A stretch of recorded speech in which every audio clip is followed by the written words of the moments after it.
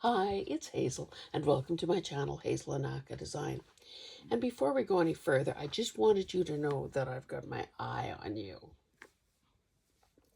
Yes, folks, that's the kind of day it's going to be.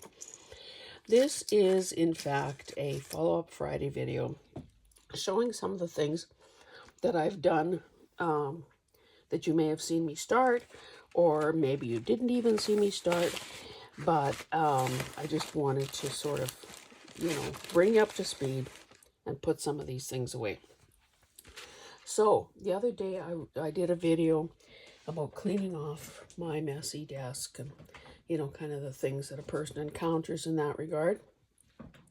And I showed you my little binder, an idea adopted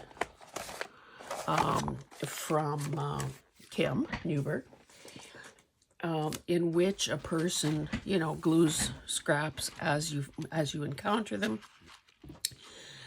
in an attempt to have a bunch of snippets, no, not snippets, clusters, ready to go when you need them. So, okay, so we played around with some of these scraps that have been, taking up space. I didn't get them all, well, I can't get all of this on here at the same time. So the cardstock was a choice because of sort of the color, way. After the video was over, I brought my couple of button jars, the black ones and the gold ones, or metal ones, and tried to complete them in that way. So I think these look pretty cool. Of course, they are a variety of sizes. And then I don't think you saw these, but you knew my intention to glue them down because, of course, these sheets were getting too crowded. So I thought it was important also to try, to shake things up a bit and do a long, skinny one. Now, what you may not be able to identify here is this is that long play tape that came on reels back in the day. And I acquired a bunch of those in an auction, and of course held one back for myself and figured, yeah, I've got 1,200 feet of that. I'd better start using it. So in this case, you can see that I really, I wadded it up in my hand before gluing it down. In this case, it's not quite as crinkled. So there are those, and I'm pretty happy with them. And of course, most of these buttons were plastic and just had the little plastic shank.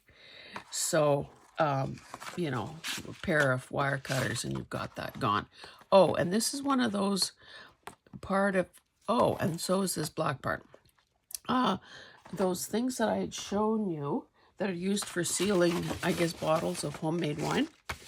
And then this one I was playing around with. So this was that felt circle. I've had these butterflies kicking around for a long time, and I just thought that they are pretty effective on here. So I see a shiny bit of glue there, so I'll have to pick away at that or tear around it when the time comes. Okay, so there was that.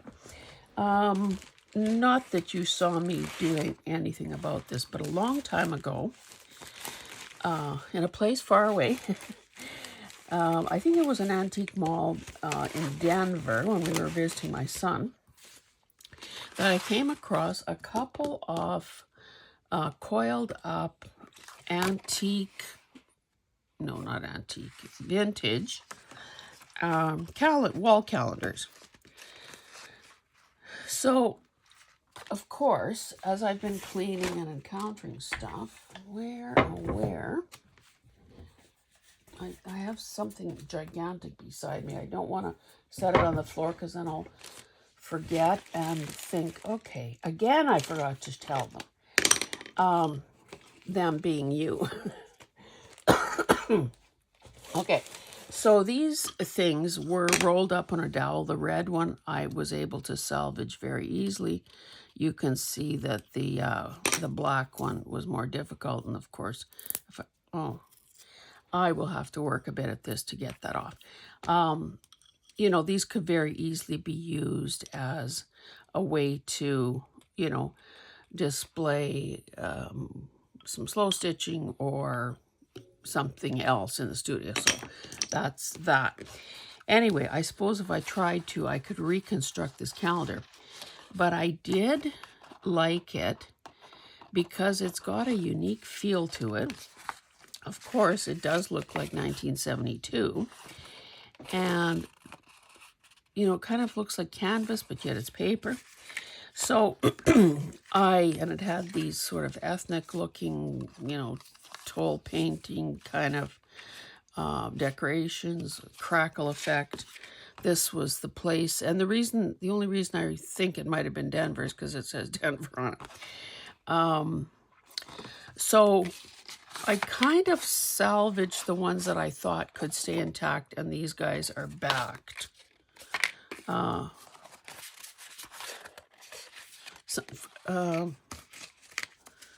guess most of these things are backed.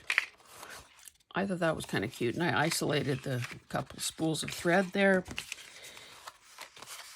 And the other calendar was wine bottles, fruit, and cheeses.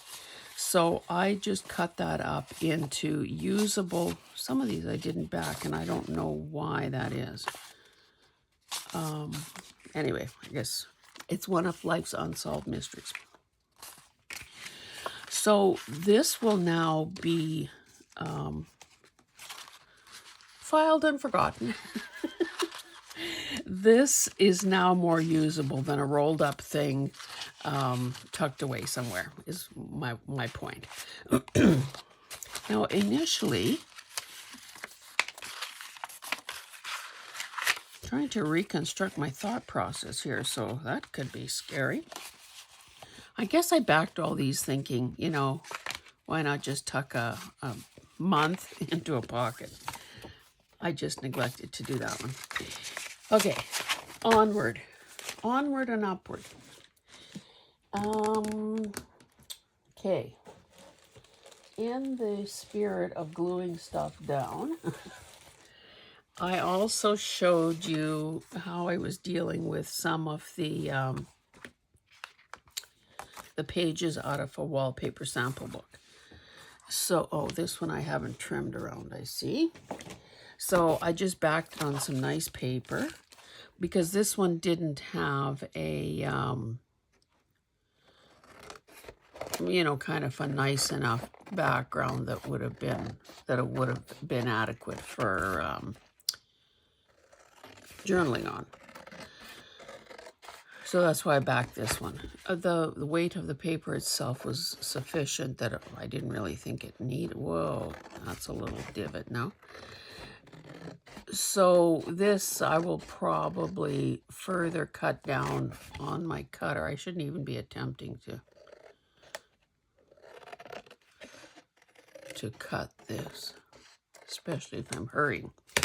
Okay, the others, not that you need to see that, but I did. These were the ones that I thought could be left intact. And I did neaten up all these masculine images. Now, initially I thought, I can cut it right there. Or I could maybe, you know, have it as a wraparound. But of course, it's offset. And I see that what was good on one side wasn't necessarily good on the other. So anyway, I don't think I really have a man file, but I will have to start one apparently. Okay, so there's that.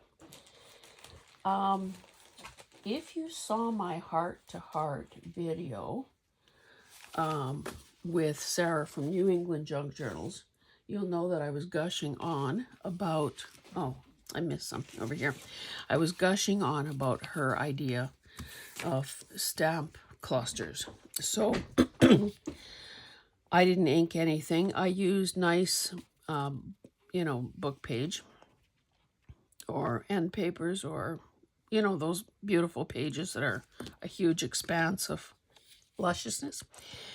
And basically, I think in that video where I was talking about it, I did start grouping some colors together. But of course, I carried on. Now, I wonder how much of this you'll be able to see. So that's my outer limit there.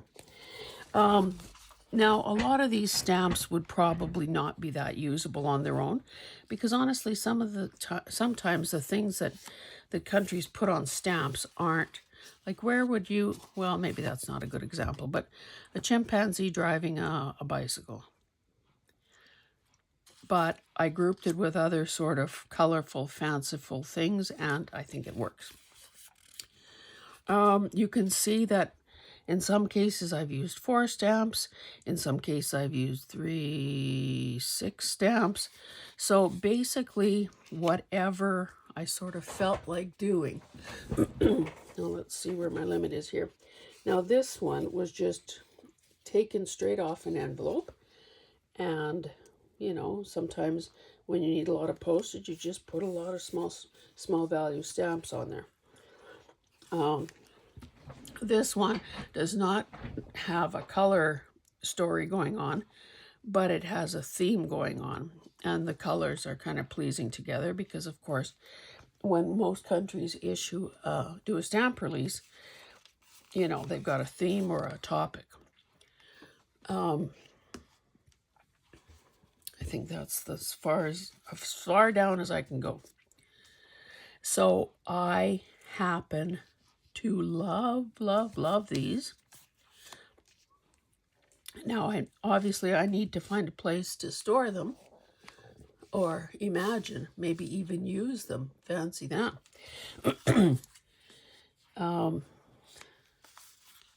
And you can see I kind of did go whole hog on this. This is just a selection of religious Christmas stamps. And this is, you know, kind of a whimsical Christmas one.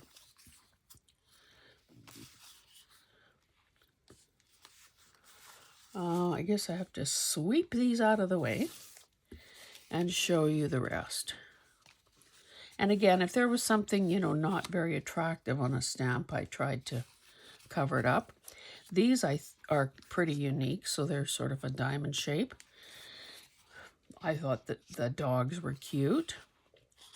And here's another purple one, and that's hungry. Those are hungry stamps. And a couple of purple ones.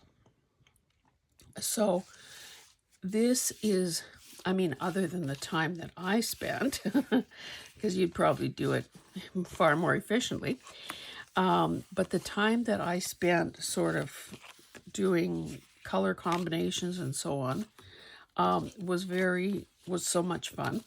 But it was also, I think it turned out, I think the results warrant the time I spent, because now I have all of these sort of color coordinated, easy peasy, not an intellectual stretch in any form, ready to go.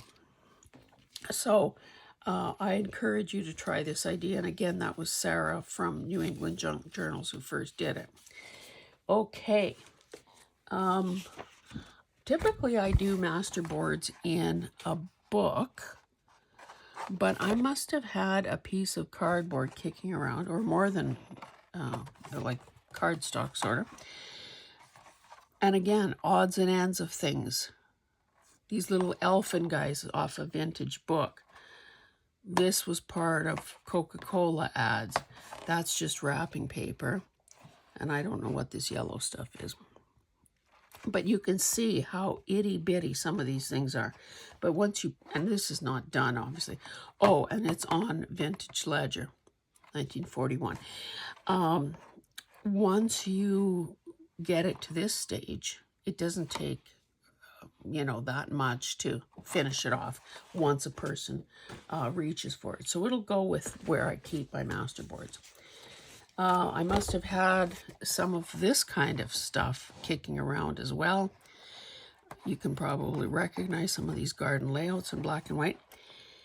Now, of course, I had the option of doing this differently and maybe separating all of those little guys and dotting them over a colorful background. But these all came out of flower or gardening books.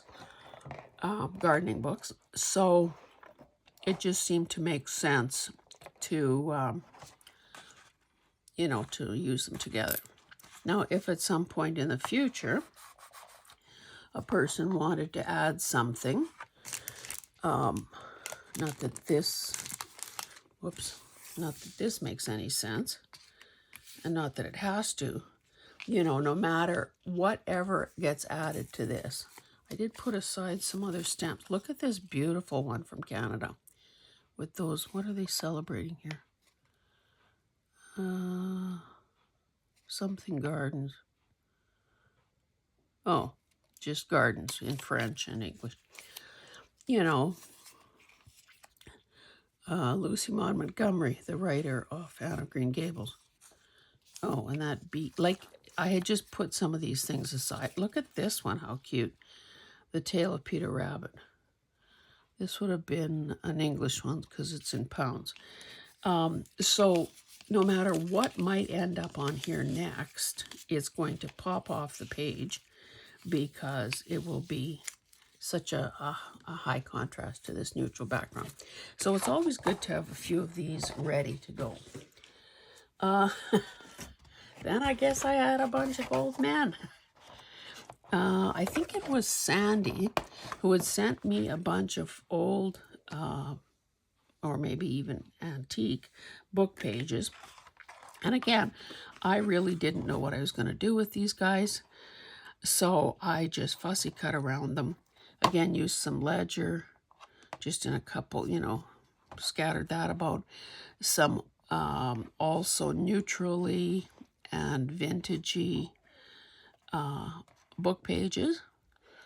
And, you know, it would be easy enough to turn this into 8 journaling cards if I ever needed men with mustaches and beards and, you know, those dour looks that most of them have. So there's that. And, you know, I do love a good masterboard. Okay, maybe before I get to my last couple of items, I will show you this. Now, it doesn't fit on here properly, of course. This is one of those, you know, El Cheapo pieces of art. Not that it was, oh, look at all that fuzzy. It was $30 at Home Sense. Of course, I didn't pay that. I paid $2.50, which I should get that off there. And just because of it's the nature of this thing, kept forgetting to show it to you in a thrift haul, so I don't even remember where or when I got this. However, it's one of those, you know, man-made things. And the reason I want to draw your attention to it. Now, I picked it up because of the subject matter. If you can't tell, this is just a series of buildings. And what my intention is to remove this back. You know, I would do it better than this normally. I would take the time to pull those staples because, and of course, this is what the inside looks like. And I've done this sort of thing before. Now, this is, I don't know what this stuff is. Clearly, it's been around. So I would, because I'm getting better at throwing things away, I will just throw that away. But let me, sorry, I can't seem to handle that thing very well. Right now, without using the part that they've wrapped around, this is 12 inches wide. So we know that could be a pretty good, that could be a journal cover on its own. And it is based on my mat here. It's pretty darn close to 24 inches tall. So, you know what I'm going to say. I'm going to say journal covers. And because it is some sort of,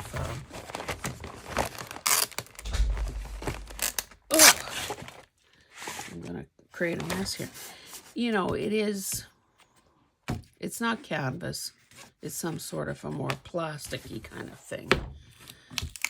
But this will come off easily. So I encourage you to keep your eyes out at a thrift store. If you see some would-be art that's cheap. Sorry, I just have these packages of stickers that I keep moving from one place to another and never dealing with. I love the primary colors. I love the fact that I keep wanting to do a journal on architecture or building or whatever, so this is perfect. So I will make it my business to get this off today. Get rid of the, well, mind you, it is cross-braced. I was going to say get rid of the stretcher bars.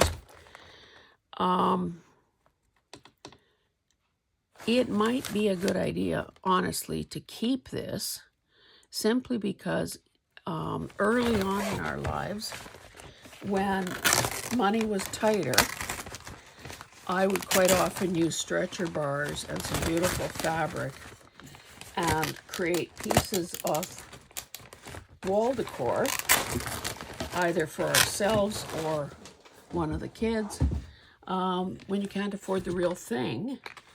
And a lot of fabric is beautiful on its own. It's a, you know, a stretcher dollar kind of technique. So anyway, enough about that. Okay, 2 more things. And the final one, now I've got all these crumbs on here. Okay, you know how when you cut off, when you're cutting paper for signatures or whatever, especially if it came off a 12 by 12, you end up with a lot of narrow strips. And what I ended up doing was, oh, see, a little boo-boo here. Even though I backstitched in most places,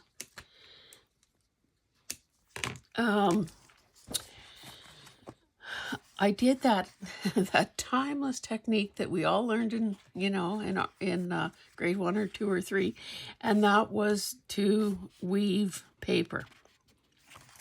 I've done it before, but what is different about this is that I sewed along, well, actually 2 rows of stitching in either direction. Now, again, I always have something to warn you about or to say, but don't do this after the fact. I guess it's not as bad as I thought. This ends up being, 11.5 inches wide. Now that, if I wanted to use, you know, back this obviously, use this as a signature page, it's a hair too long. It would have been smarter to do 1 less row and have something that fits better. Or I suppose the option always exists to fold something back and have a little side pocket. I have to say, once I began, first of all, I had used a dab of glue to hold, you know, like where they overlapped and where I had access. So essentially the perimeter. So I'd lift up, okay, let's see, this one goes over the blue, so I would have put a dab of glue there, just to sort of hold it square and in place. I knew I was going to stitch around the perimeter. However, once I made the first row of stitching across it that further strengthens and decorates it, I was committed because I couldn't turn back. So that was a lot of sewing and a lot of thread. So I guess I would just say, you know, do you want to do that? Do you want to do that? And does it look ridiculous on something that's, you know, an inch in size? That's, I guess, in the eye of the beholder. Just something I wanted you to be aware of. Okay, now, as I've been cleaning And I did a sorting for Trinket Tuesday video, so I hope you check that out. Oh, that one has already aired. Yeah, so, you know, if you haven't seen it, check it out, and, you know, it's always fun. However, as I was, you know, going through drawers and boxes and baskets and everything I've touched, sorry, I just got this, I came across these bingo markers. Now, I could have simply, you know, thrown them into my jar. Oh, there's a penny in there. Oh, look it. I'm money ahead, baby. They look pretty cool on this brown thing, don't they? Anyway, what I did instead, because, you know, I love a good masterboard, is I made a masterboard using my paper bingo cards. You know, the kind that if you were going to a bingo hall and you could get a strip. Well, someone had sent me that. Unfortunately, I don't remember who it was. However, I didn't quite have enough, and I was using my bigger book that I've been using lately for masterboards. I didn't have enough of these colorful ones, so I looked through my file of Graphics Fairy, you know, digitals, and came across one, and you can see it's these orangey ones. Now, the reason they're such itty-bitty, skinny little pieces is because in the center of each of these digital images, there was a man. A man on a bicycle or a man with a top hat. So that worked out okay anyway, because I was just filling in gaps. Now, because of the nature of creating a masterboard, okay, maybe this is an exception, most things will be going in multiple directions just because that's the way it works out. But of course, you're all very smart cookies. You know what I'm going to say next. My intention is to finally, in my life, get a bingo.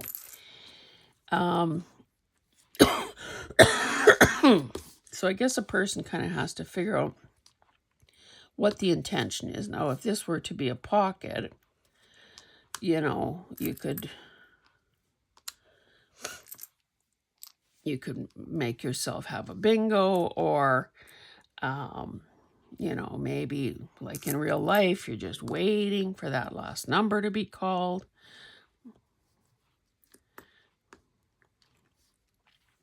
Something to that effect.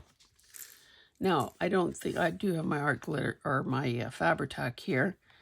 This is more likely to be a journaling card. So again, I can either not care about the colors. Maybe on this one we should be doing part of a diagonal. You know, so you can see how much fun, you know, the whimsical nature of this. Look at that. It takes 2 cards to get 1 bingo. Well, we're not there yet. Because these are so skinny and lightweight, you know, it's not really going to add much bulk. And maybe just on this one, I refilled my bottle, so it shouldn't take forever for the glue to flow. So let's just see. Hopefully, as this dries, you know, the glue would not be visible.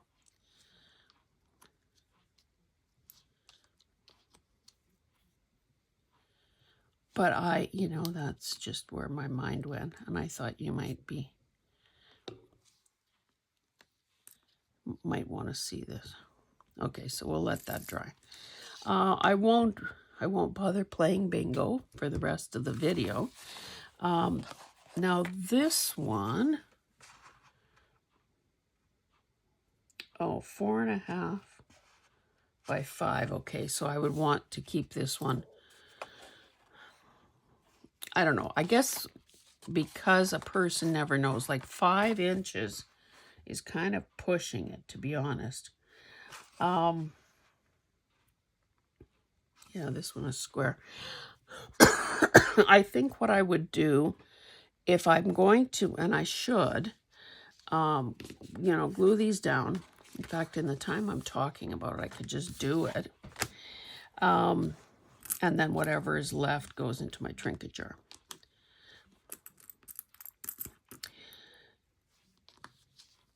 I'm going to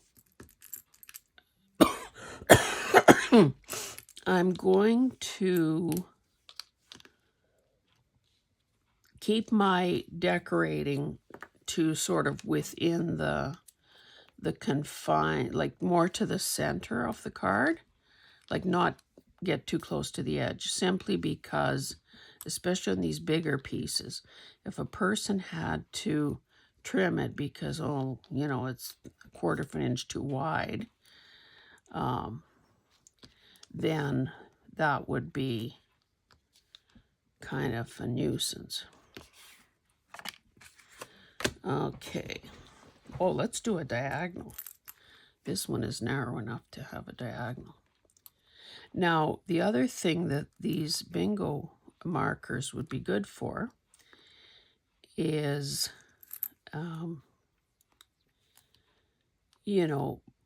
not poking, but drilling a hole through them and using them as part of a dangle. Oh, I guess I can't make it a bingo. Anyway, you get the idea. Oh, here's a broken one. Throw that out.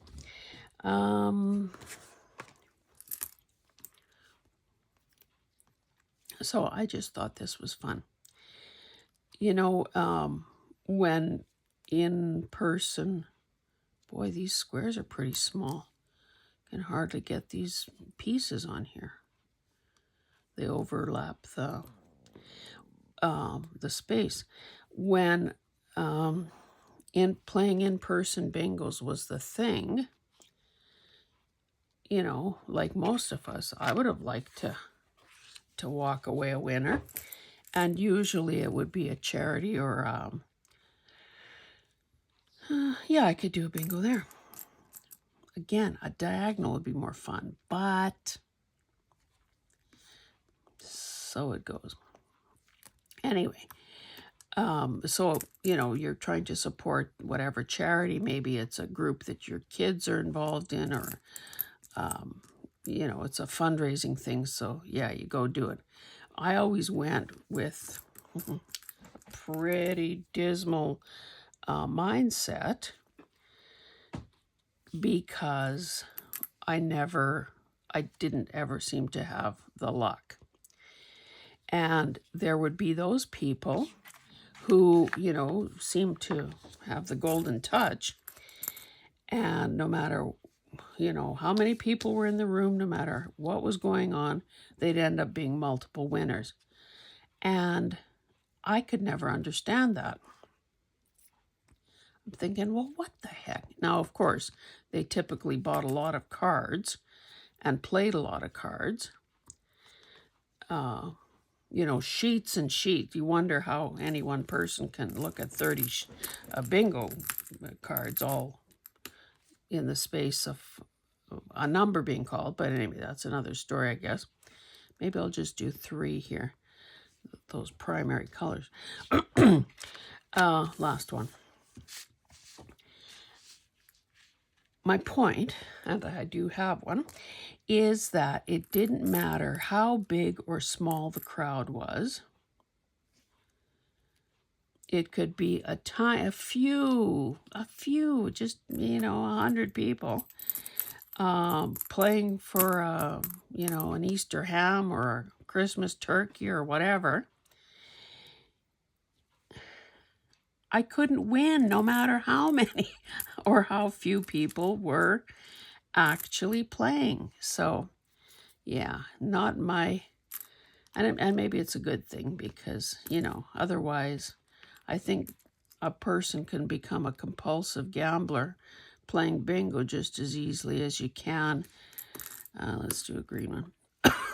Just as easily as you can with slot machines and at casinos. So anyway, that is that. Now these guys, I will probably leave some of them out to,